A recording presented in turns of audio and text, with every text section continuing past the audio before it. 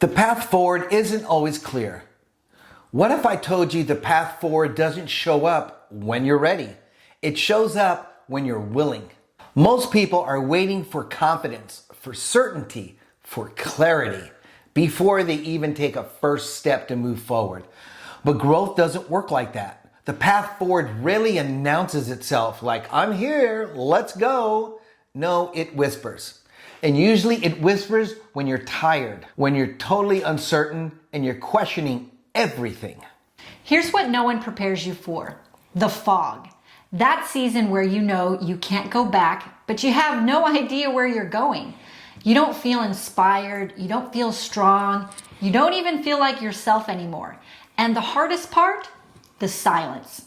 Because when there's no clear direction, your mind fills the gaps with fear. We love clarity. We love clean timelines. We love certainty. But becoming who you're meant to be doesn't come with just instructions. It didn't for me. Did it did for you? Nope. And it doesn't for us. Most of the time, the path forward feels like walking in the dark, hoping the next step doesn't drop you off a cliff. Here's the truth. If you're waiting to feel ready, you're already stuck. Look at Joe Rogan. And not the version people see now. Not the influence, not the success, not the platform. Look at him as a kid. Joe Rogan has talked openly about being bullied, insecure, and angry. No roadmap, no vision for the future, just trying to survive in his own mind. And then he found martial arts. Not motivation, not inspiration, discipline. He started training in karate and later taekwondo as a teenager, not because he knew where it would lead, but because it gave him structure when his life felt chaotic. Martial arts didn't give him answers. It gave him standards to show up. Train when you don't feel like it. Respect the process. Let me say that again. Respect the process. Stay when it's uncomfortable. By his late teens, he was a national level competitor, not because he was chasing a dream, but because he learned how to commit fully to what was in front of him at that time. That is a no surrender mindset before the name ever existed. Learning how to suffer on purpose, learning how to stay present under pressure, learning how to keep going without needing certainty. And here's the key. That training followed him everywhere. Stand-up comedy, same discipline.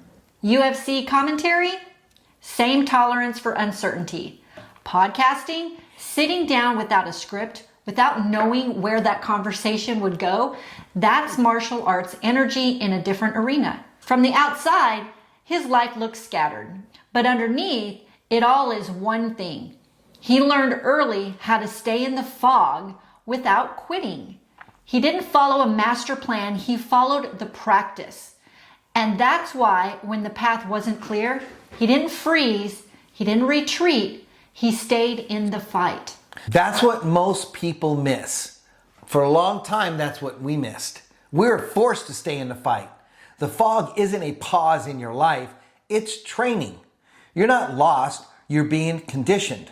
The question isn't whether the path is clear. The question is whether you're building the discipline required to walk through the fog, to walk it when it appears. Sometimes God doesn't give you the whole map. Most of the time, God doesn't give you the whole map. Never. Sometimes you only get enough to light your next step. And that messes with us. I know it has for us because we want certainty. But faith never is about seeing the entire road. It's about trusting the direction when your emotions are screaming otherwise. If you're in the fog right now, it doesn't mean you're lost. It might mean you're being led. Here's where most people give up. Not when things get hard, but when things get unclear. When effort doesn't equal immediate results. When the old version of you no longer fits, but the new version hasn't fully formed yet. That space, that's the crucible. That's where identity is built or abandoned. When we had to pull our lives back together after being stabbed almost to death in the middle of the night by a burglar, Things never were more unclear, and we couldn't go back to how it was before. But like Joe, we showed up every day. We refused to quit. We stayed under immense pressure, even when our faith was small.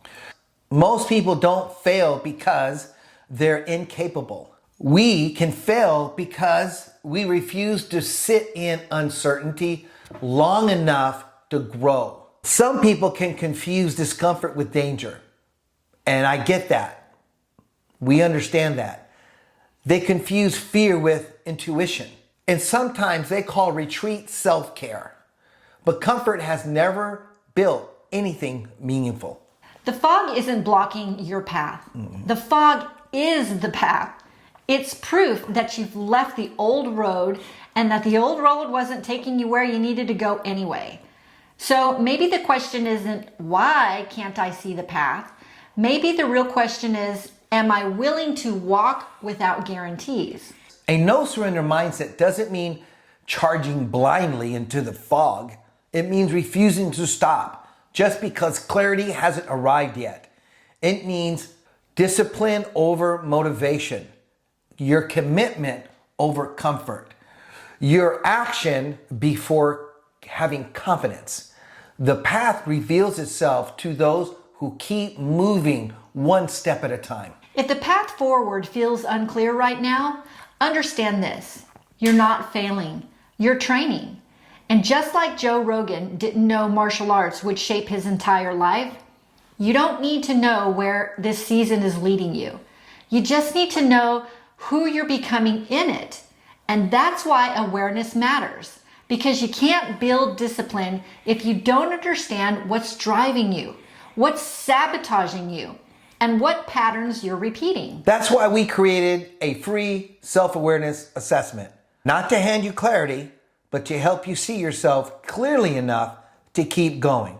So we invite you to go to anosurrendermindset.com, click on the shop tab, and grab your free self-awareness assessment. Because this season isn't punishment. It's preparation if you reframe it. So we want you to stand up and stay in it. So till next time. See ya.